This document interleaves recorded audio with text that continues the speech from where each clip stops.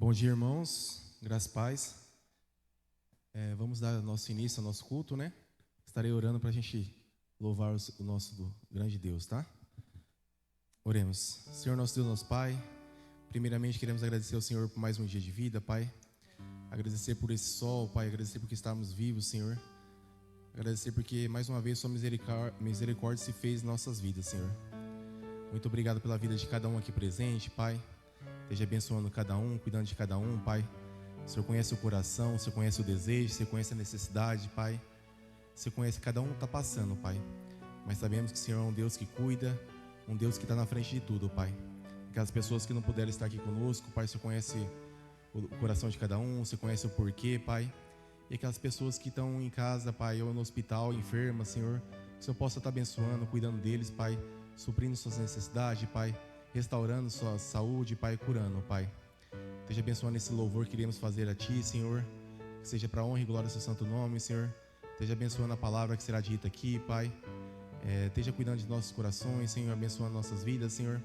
E eu oro em nome santo de Jesus. Amém, Senhor.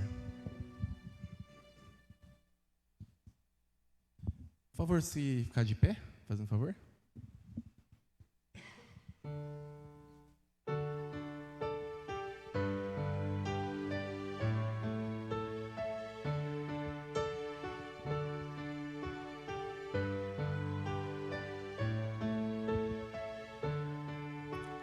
Jesus, em tua presença, reunimos-nos aqui, contemplamos tua face e rendemos-nos a ti, pois um dia tua morte trouxe vida a todos nós e nos deu completo acesso ao coração do Pai. Jesus, em tua presença, reunimos-nos aqui, contemplamos tua face e rendemos-nos a ti, pois um dia tua morte trouxe vida a todos nós e nos deu completo acesso ao coração do Pai. O véu que separava já não separa mais. A luz que outrora apagada agora brilha e cada dia brilha mais. Só pra te adorar e fazer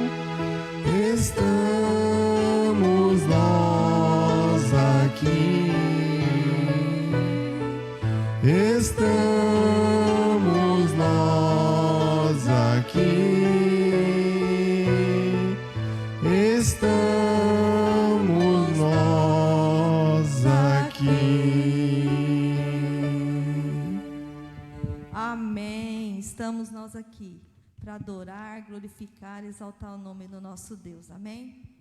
Ao Senhor todo louvor, toda honra.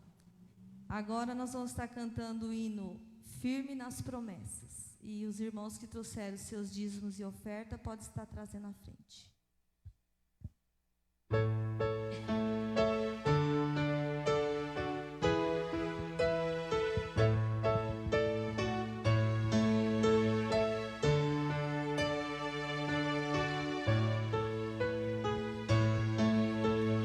Firme nas promessas do meu Salvador, cantarei louvores ao meu Criador. Fico pelos séculos do seu amor, firme nas promessas de Jesus. Firme, firme, firme nas promessas de Jesus, meu mestre. Firme, firme, sim, firme nas promessas de Jesus. Firme nas promessas, não irei falhar, vindo as tempestades a me consternar. Pelo verbo eterno eu hei de trabalhar, firme nas promessas de Jesus. Firme, firme, firme nas promessas de Jesus, meu mestre. Firme, firme, sim, firme nas promessas de Jesus. Firme nas promessas, sempre vejo assim, purificação no sangue para mim. Plena liberdade gozarei sem fim, firme nas promessas de Jesus. Firme, firme, firme nas promessas de Jesus, meu mestre. Firme, firme, sim, firme nas promessas de Jesus. Firme nas promessas do Senhor Jesus, em amor ligado com a sua cruz. Cada dia mais alegro-me na luz, firme nas promessas de Jesus. Firme, firme, firme nas promessas de Jesus, meu mestre. Firme, firme, sim, firme nas promessas de Jesus.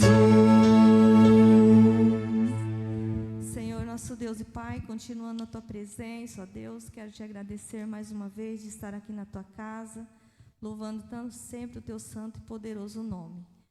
Aqui, ó Deus, onde os irmãos colocaram dízimos e ofertas, que o Senhor venha abençoar cada um, Deus, com a sua vida, todas as suas necessidades, Pai. E aqueles também, Deus, que ofertam e dízimam pelo online, Senhor Deus, que o Senhor nos visite e cuide de cada um deles, ó Pai. Obrigado, Deus, nós Te agradecemos em nome de Jesus. Amém. Vamos continuar louvando nosso Deus, que dizer que é bom estarmos aqui, louvando nosso Deus. Amém?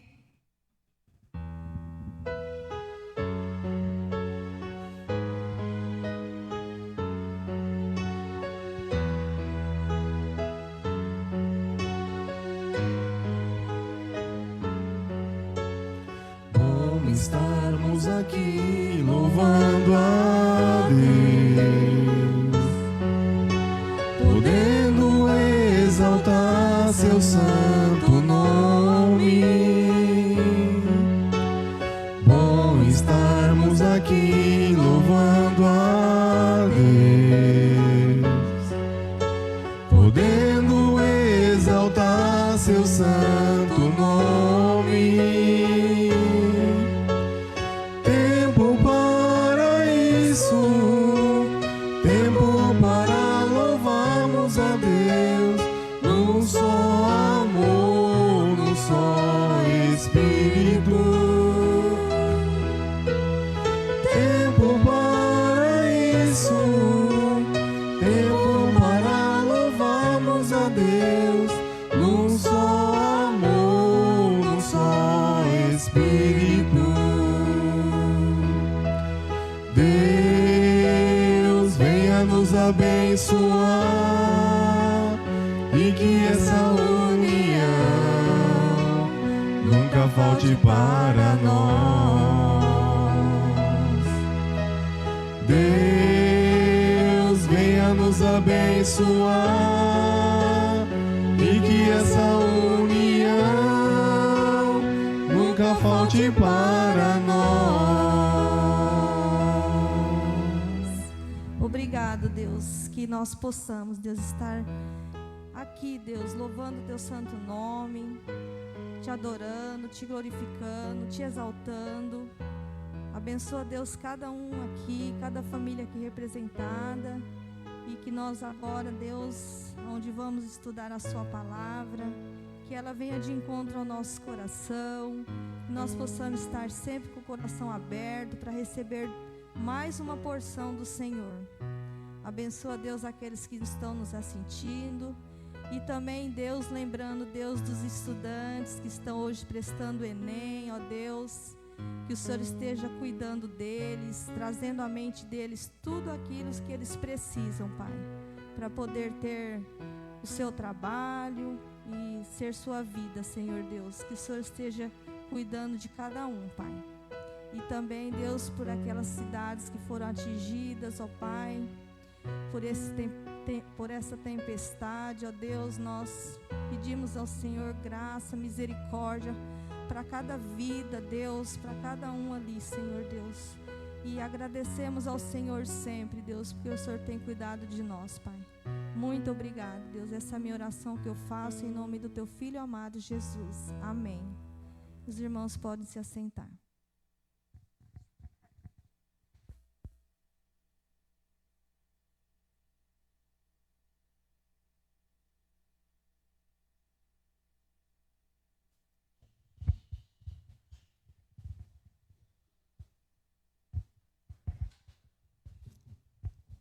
Bom é estarmos aqui louvando a Deus, podendo exaltar o nome do nosso Senhor, nosso Salvador, único digno de honra, de glória.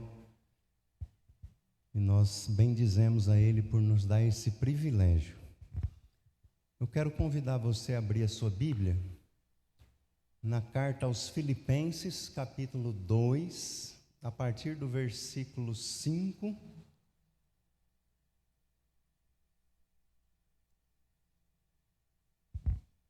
Nessa que será a nossa última lição desta série,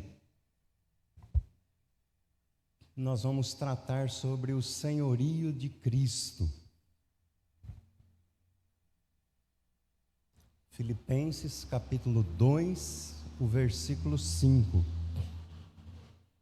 Do 5 até o 11.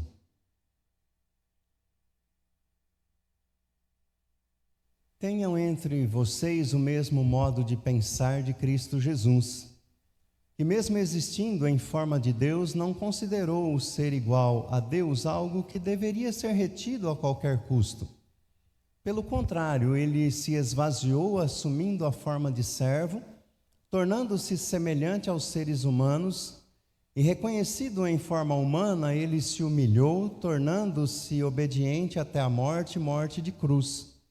Por isso também Deus o exaltou sobremaneira e lhe deu o nome que está acima de todo nome, para que ao nome de Jesus se dobre todo joelho nos céus, na terra e debaixo da terra, e toda língua confesse que Jesus Cristo é Senhor, para a glória de Deus Pai.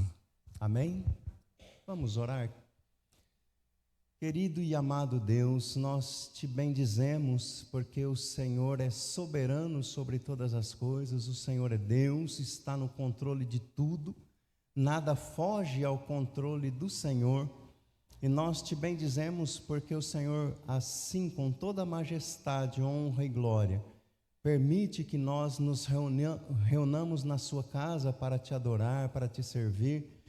E agora, quando estudamos a sua palavra, nesta que é a última lição desta série, pedimos a ti que nos dê a compreensão daquilo que deseja falar com cada um de nós, que o Senhor traga em nossa memória as lições já estudadas e que a gente possa aplicá-las, ó Deus, em nosso viver. Que nada venha roubar, ó Deus, a compreensão do que o Senhor deseja nos ensinar. Assim oramos gratos no nome de Jesus. Amém.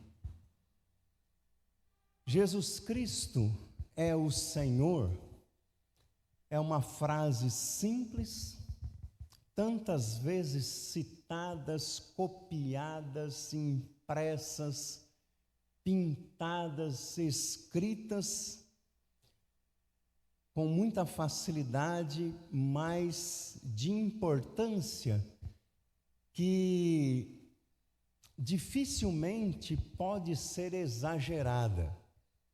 Esta frase bíblica, registrada no texto que lemos, Filipenses 2, no verso 11, ela foi a primeira confissão de fé da igreja cristã e ela é mais antiga, até mesmo do que o credo apostólico, defendido pela igreja, ao longo da história. O conteúdo, irmãos, desta frase é uma verdadeira bomba. Amém? Uma verdadeira bomba capaz de destronar ou de detonar todos os ídolos do coração. Você se lembra de algum dos ídolos do coração que a gente tratou aqui? Falamos. Poder, fama,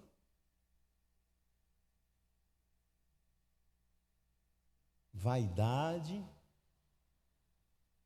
Esta definição de quem é Jesus, ela é capaz de destronar qualquer ídolo do coração.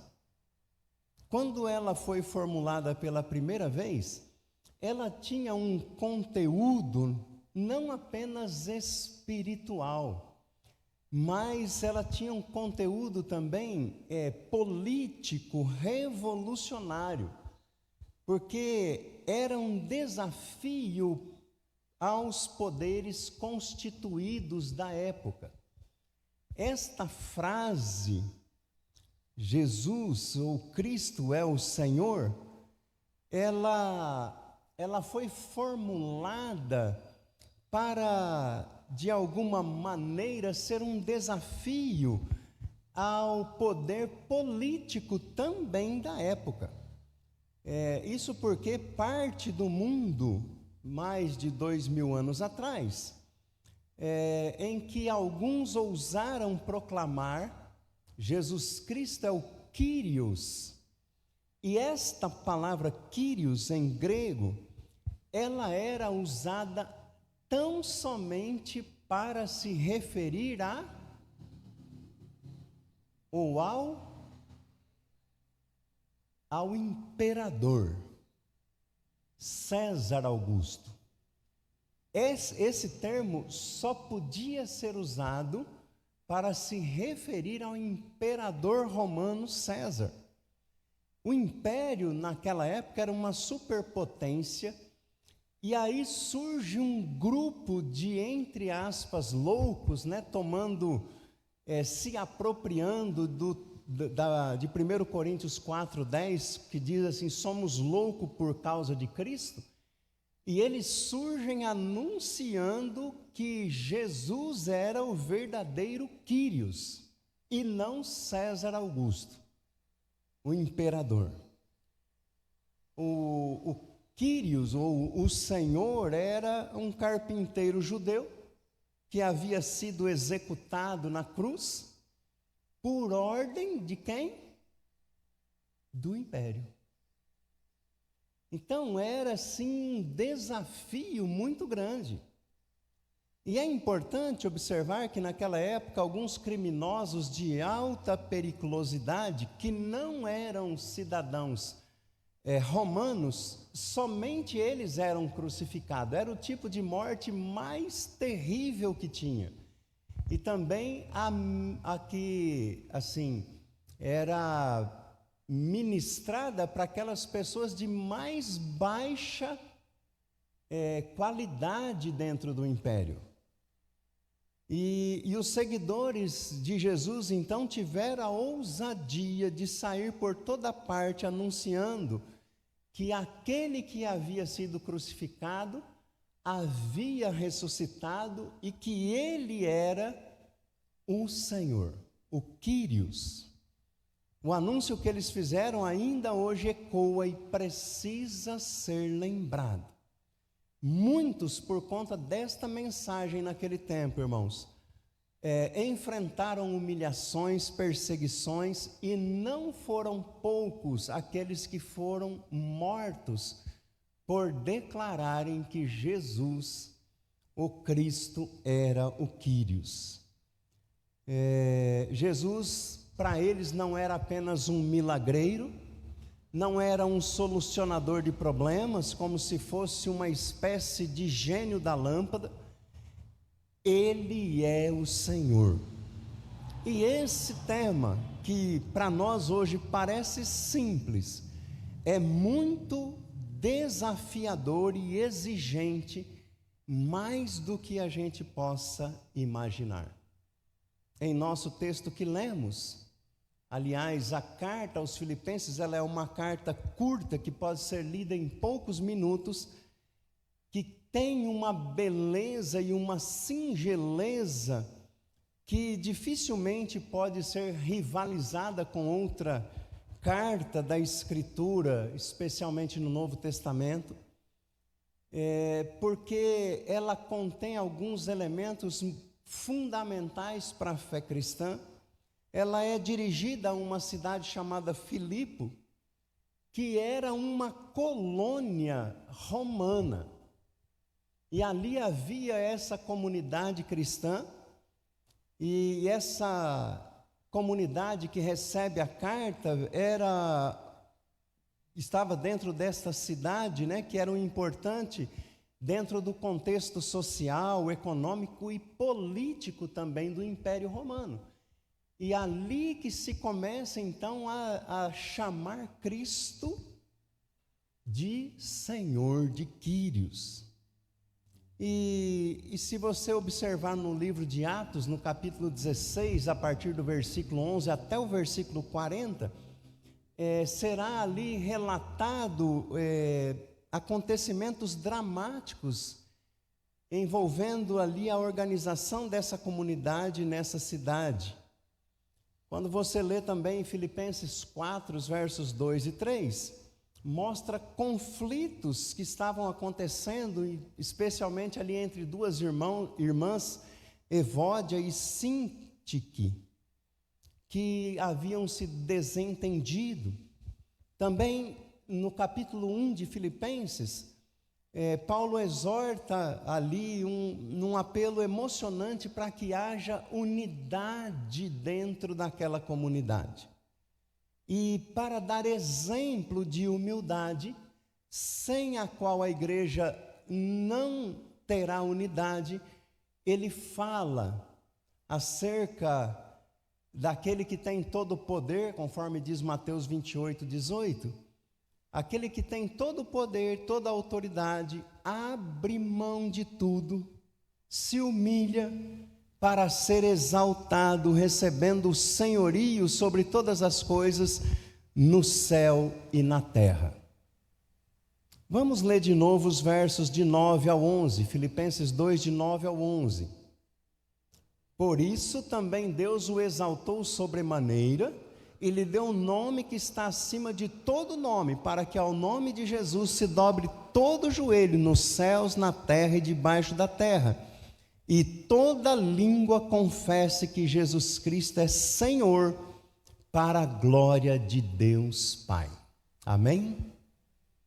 Irmãos, a teologia da tradição reformada usa esse texto de Filipenses 2, dos 5 ao 11 e outros mais, para falar de dois estados de Cristo. Isto é, dos versos 6 ao 8, a teologia da tradição fala do estado de Cristo, o estado de humilhação. Ele se humilhou, a si mesmo.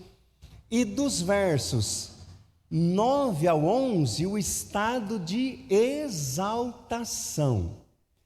Isso é muito importante, porque quando nós dizemos que Jesus Cristo é o Senhor, O que é que a gente está dizendo? Quando nós dizemos que Jesus Cristo é o Senhor, o que é que a gente de fato está falando? O que é que a gente está afirmando?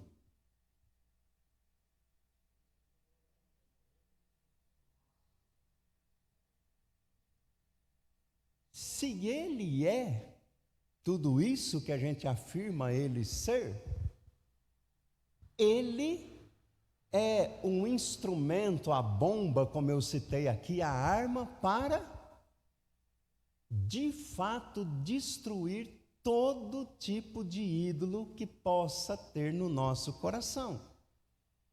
Assim, não tem como a gente esgotar esta matéria em apenas um estudo, mas a gente verá alguns pontos que nos são desafiadores, mas também são transformadores na nossa vida, quando nós declaramos que de fato Jesus é Senhor em nossa vida. Aliás, a palavra Senhor significa o quê? Dono. Ou seja, se Ele de fato é nosso dono, vai transformar essencialmente a nossa vida. Então, o primeiro ponto que quero compartilhar com você é que Jesus, como Senhor, Ele exerce um senhorio de maneira diferente. Quando estava estudando esse tópico, me lembrei de algo que aconteceu comigo quando trabalhava secularmente. Eu era gerente na área comercial da empresa e eu era o primeiro a chegar e o último a sair. Eu abria a loja e fechava a loja. E tinha um funcionário lá e toda semana ele chegava para mim e falava assim: rapaz, você é o gerente, você tem que ser o último a chegar e o primeiro a sair. Você tem que chegar às 8h30, 9 horas, e quando dá 3 horas você tem que ir embora, você é o gerente. E eu olhava para ele e falava assim: rapaz, não é assim, esse termo gerente, né? Ele pode ser desenvolvido de duas maneiras. Você pode gerenciar sendo um líder, o líder dá exemplo, e você pode gerenciar como chefe. O chefe é aquele que simplesmente manda. Então, você tem duas maneiras de gerenciar uma empresa, né? E é esse tipo de chefia, ele não se enquadra nesse momento que a gente vive. Então, hoje você lidera, né? Você gerencia por liderança, por exemplo. E isso não é de hoje, na verdade. O maior exemplo foi Jesus. O texto de Filipenses diz que antes dele ser exaltado, ele foi humilhado. Na argumentação que Paulo faz, ele diz que Jesus, no verso 7, assumiu a forma de servo, de alguém que veio para... E isso aponta para a encarnação, ou seja, para a vida humana do Messias. Os evangelhos são unânimes em dizer que Jesus foi servo, conforme diz Marcos 10, 45. Em João 13, do 1 ao 17, nós lemos que na véspera da sua execução, ele se humilhou fazendo o quê? O que é que Jesus fez na véspera da sua execução? Lavou os pés dos seus discípulos. E esse ato era reservado para quem? Quem que deveria lavar o pé das pessoas? Os servos ou os escravos da casa. Na narrativa de Lucas 22, do 24 ao 27, nós lemos que o Mestre se posicionou junto aos seus discípulos, não como quem manda, mas como quem serve. E a lição então extraída desses textos, irmãos, é clara. Jesus é um Senhor diferente, porque Ele serve. Ele não se posiciona como explorador ou dominador dos seus seguidores. Antes, ele se apresenta como modelo, porque ele lidera servindo.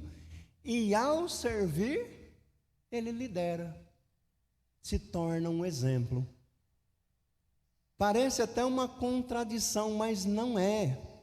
Com isso, ele nos dá o exemplo, como ressalta no Evangelho de Marcos, capítulo 10, versículo 45, quando diz que o próprio Filho do Homem não veio para ser servido, mas para servir e dar a sua vida em resgate de muitos.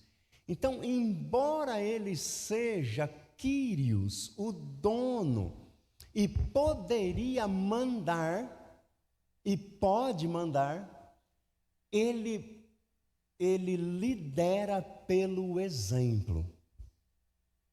O apóstolo Pedro, na sua primeira carta, no capítulo 2, versículo 21, ele confirma essa ideia do exemplo a ser seguido, quando ele diz assim, porque para isso mesmo vocês foram chamados, pois também Cristo sofreu no lugar de vocês, deixando exemplo para que vocês sigam os seus passos. Este é, irmãos, o desafio tremendo para a nossa vida, para a vida de cada cristão. Seguir o Senhor, o Quírios, o dono, que é servo, nos tornando servos um dos outros pelo amor, conforme orienta Paulo na sua carta aos Gálatas, no capítulo 5, versículo 13. Então, esse primeiro ponto que nós consideramos é que aquele que é Senhor de todas as coisas, soberano, nos ensina a ser servo como Ele veio aqui para servir. Amém? Segundo ponto desafiador para a vida cristã é que o Senhor exerce o seu senhorio de forma completa. Voltando a nossa atenção para o texto básico de Filipenses 2, 5 ao 11, nós encontramos a declaração de que a Jesus foi dado um nome acima de todo nome, e que a este nome se dobrará todo joelho no céu e na terra, e toda língua confessará que Ele é o Senhor, ou que Ele é Senhor. Paulo está apontando para o senhorio cósmico de Jesus, isto é, para o senhorio universal de Jesus, ou seja, toda a esfera do universo tem como Senhor, como dono, o Senhor Jesus Cristo. Esta afirmação pode até soar aos nossos ouvidos exagerada. Quando nós olhamos à nossa volta, nós vemos o quê? Quando nós olhamos ao nosso redor, a gente vê Cristo reinando soberanamente.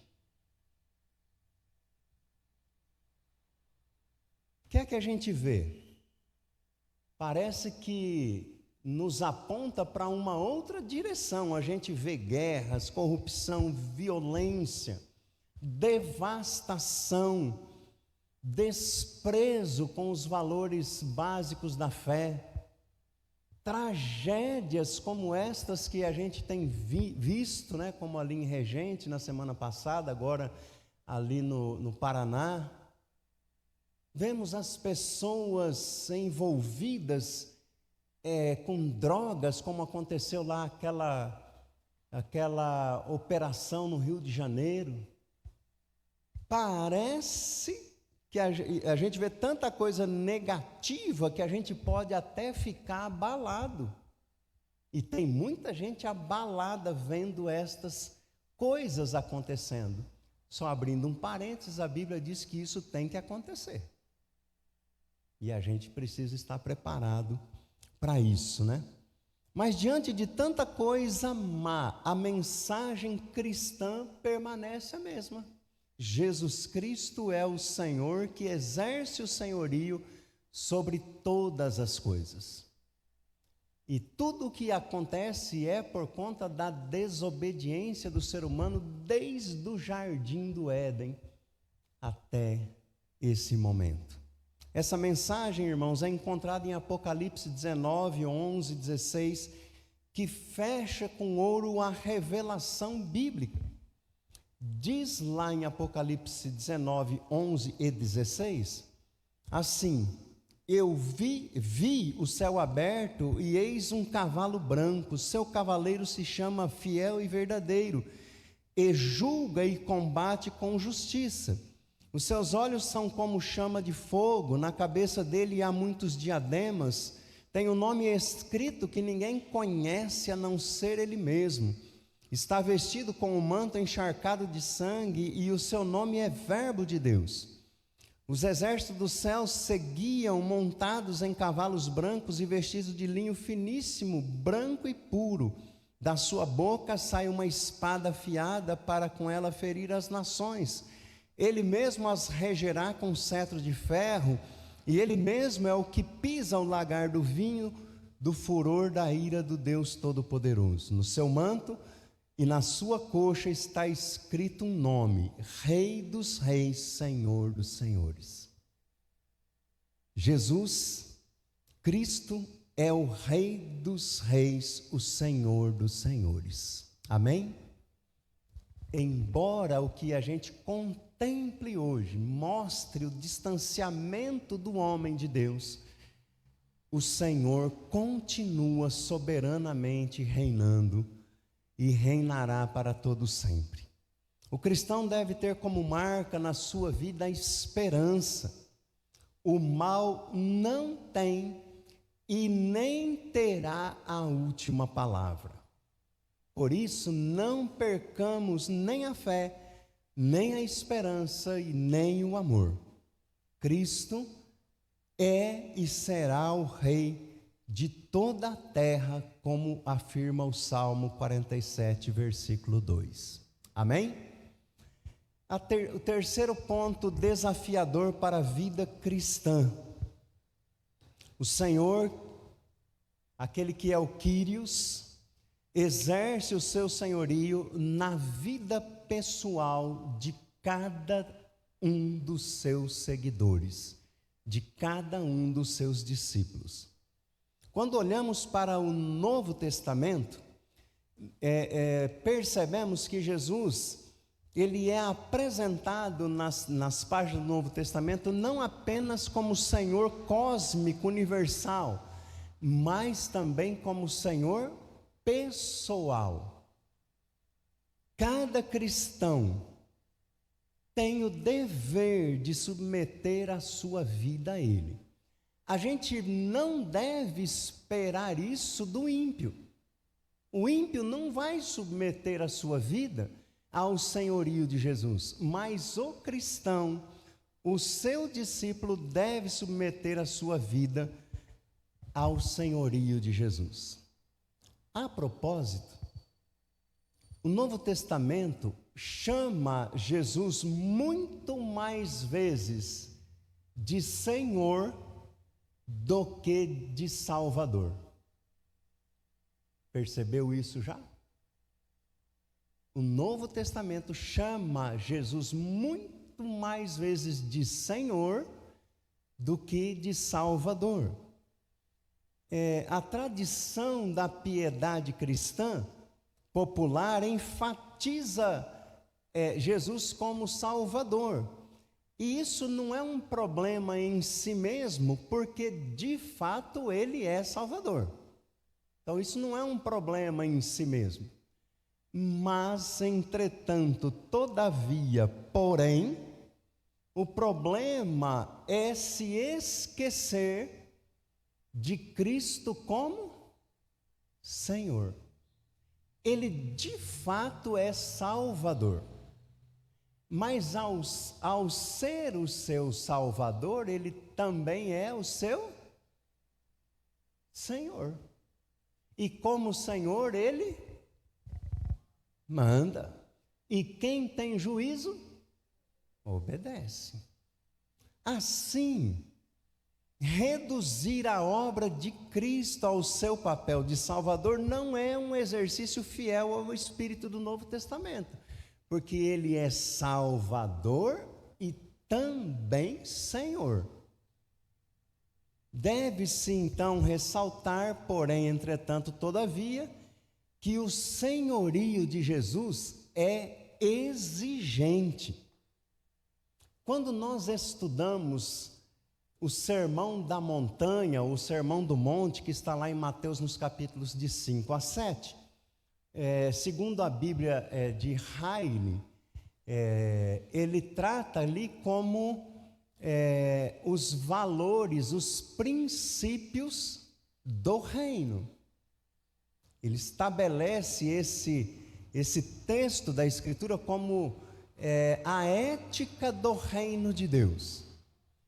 E assim sendo, mostra ali como o discipulado, ou seja, o compromisso de seguir a Jesus, é mais do que simplesmente receber bênçãos e graça. Ele estabelece valores do reino que são muito maiores do que a lei estabelecida por Moisés. Porque ele diz assim lá, olha, foi dito que você não deve matar. Eu, porém, vos digo que qualquer um que chamar o outro de bobo, de tonto, já é réu de juízo. Foi dito, não adulterarás. Eu, porém, vos digo que qualquer um que olhar com intenção pura já cometeu o adultério. Então ele estabelece ali um compromisso do discípulo, do seguidor, que é muito mais do que simplesmente receber bênçãos, graças, benefícios. Ao estabelecer os valores e os princípios do reino, o discípulo é desafiado a obedecer a Cristo em tudo. Lemos em Lucas 9, 23, também no 14, 25 a 33, o Senhor nos chamando para que nós tomemos a cruz. E o que significa tomar a cruz? Muitos pensam que é passar pelo sofrimento, passar pela crucificação. Mas não é essa expressão, significa sacrificar alguns desejos relacionados à carne, que são muito fortes que a gente tem na nossa vida, como, por exemplo, o desejo de vingar-se, o desejo de não perdoar. E o cristão é desafiado a sacrificar esses desejos da carne para seguir a Jesus de forma coerente. O fato é, irmãos, que dizer que é cristão é muito fácil no nosso tempo, no nosso país, porque aqui nós temos liberdade religiosa. Tem um país na África lá que está sofrendo as igrejas, a oposição tem entrado nas igrejas, matado as pessoas só pelo fato delas ser cristã. E nós temos a liberdade de poder dizer que nós somos cristãos. A lei garante isso, essa liberdade para nós. Então é fácil e até muitas vezes oportuno ser cristão nesse tempo. O difícil é submeter diariamente ao senhorio de Jesus Cristo. Fazer a vontade dele. Perguntar para ele: Jesus, o que eu devo fazer? Como é que eu devo seguir os seus passos? É difícil submeter diariamente ao senhorio de Jesus, vivendo em solidariedade, em perdão, em amor a Deus, em amor ao próximo. Lá nesse texto que eu citei do Sermão do Monte, ele diz que a gente deve amar os nossos. É fácil? Mas esse é o desafio, irmãos. Então não basta a gente reconhecer que Jesus Cristo é Senhor. A carta aos Romanos diz que a gente precisa confessar a Jesus como Senhor da nossa vida, e não apenas reconhecer. Às vezes você vai evangelizar, vai falar de Jesus para alguém, e a pessoa fala assim: mas não tem como não aceitar, né? Mas o problema é que a gente precisa confessá-lo como Senhor. Para a gente pensar, agir, refletir e aplicar na nossa vida. É importante ressaltar que Jesus Cristo é de fato um Senhor diferente. Você se lembra que teve um rei que fez uma estátua dele e que todo mundo era obrigado a adorá-lo? Quem não o adorasse era lançado numa fornalha ardente? Era obrigado. Ele era o Senhor, ele ditava as regras segundo o curso desse mundo. Mas o nosso Senhor, ele é um Senhor diferente. Ele convida a todos para servi-lo, para adorá-lo, para o tê-lo como Senhor. Não há problema em repetir que em seu senhorio, ele não explora os seus seguidores, os seus discípulos. Ao contrário de muitos que ousam usar o nome dele, né? E até abusam da boa fé dos seus seguidores. Cristo é um Senhor servo. Ele dá a sua vida em favor daqueles que o seguem. Ele nos desafia a vivermos de igual maneira. Jesus Cristo é o Senhor que derrotou, conforme Colossenses 2,15, e derrotará completamente todas as forças do mal. Essa é a poderosa mensagem do Evangelho lá nos 4 últimos capítulos de Apocalipse. Jesus Cristo é o Senhor individual, pessoal, que age na vida de cada um que se chama pelo seu nome. Amados, levada às últimas consequências, essa experiência habilita o discípulo a dizer como Paulo disse lá em Gálatas capítulo 2, versos 19 e 20. Porque eu, mediante a própria lei, morri para a lei, a fim de viver para Deus. Estou crucificado com Cristo. Logo, já não sou eu quem vive, mas Cristo vive em mim. E este viver que agora tenho na carne, vivo pela fé no Filho de Deus que me amou e se entregou por mim. Diante disso, irmãos, somos desafiados e motivados a buscar dia a dia a submissão da verdade ao senhorio de Jesus.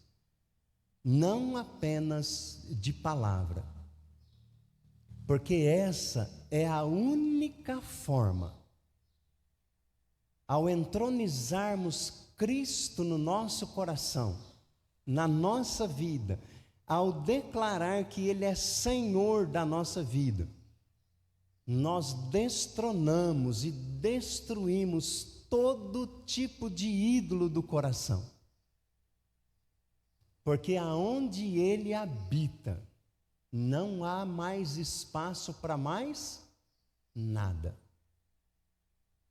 Reconhecendo que Jesus Cristo é Senhor, nós vamos destronar todo tipo de idolatria que possa querer entrar no nosso coração, que possa querer se instalar no nosso coração, quando nós devotamos nossa submissão a Ele incondicionalmente. Ninguém pode servir a dois senhores.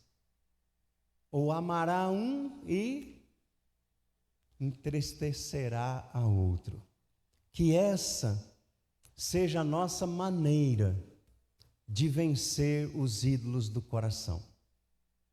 Que nós possamos cada dia confessar, não apenas com os nossos lábios, mas com a nossa vida, que Jesus Cristo é o nosso Senhor, o nosso dono, a quem nós nos submetemos integralmente e incondicionalmente. Amém? Vamos orar, querido Deus e amado Pai. Nós te louvamos e te bendizemos, ó Deus, porque o Senhor nos dá essa oportunidade de poder confessar com os nossos lábios que Jesus Cristo é o Senhor. Que o Senhor nos ajude cada dia a perseverar nesta confissão, não apenas com as nossas palavras, mas com o nosso viver.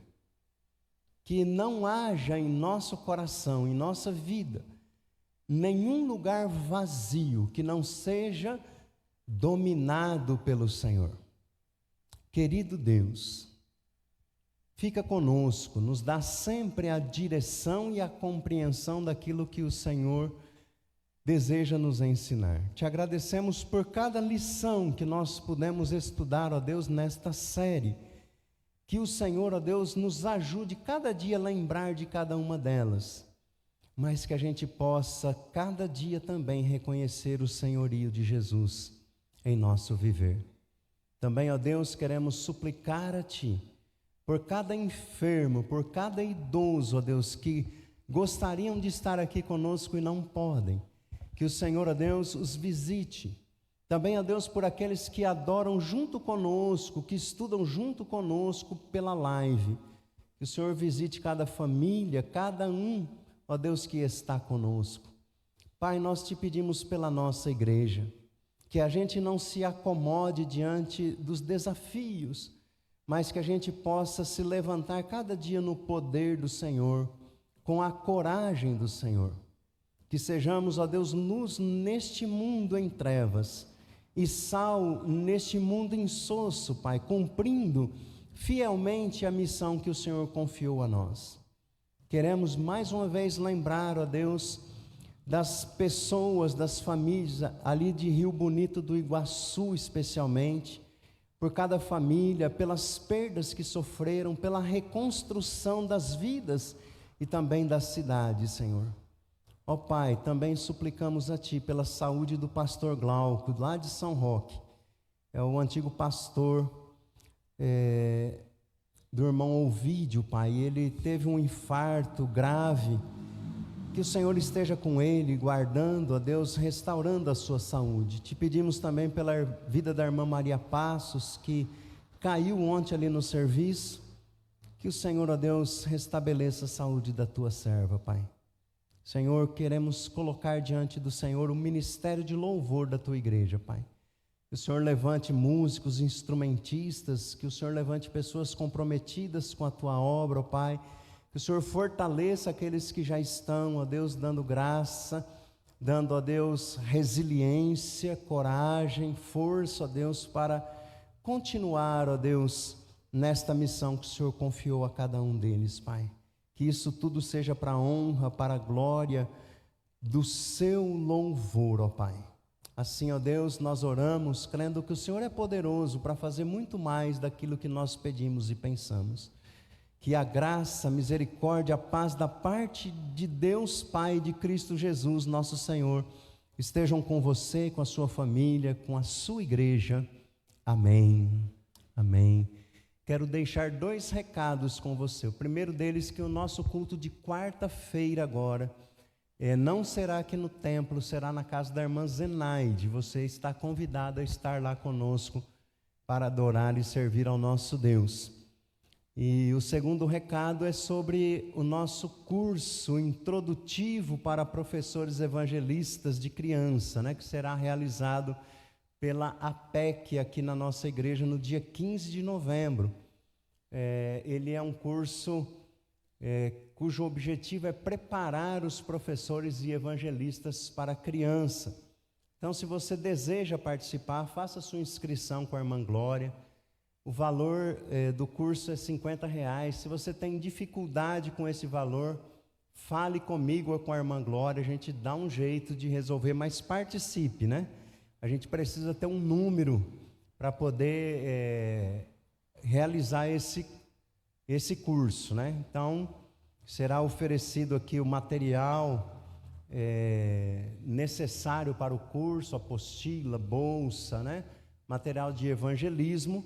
E a igreja também vai oferecer o café da manhã e o almoço, Então, participe, faça a sua inscrição até o dia 12, mas o quanto antes você puder fazer, é melhor para a gente poder se organizar. Amém? Oração silenciosa, nós encerramos a nossa escola bíblica. Um bom domingo para você.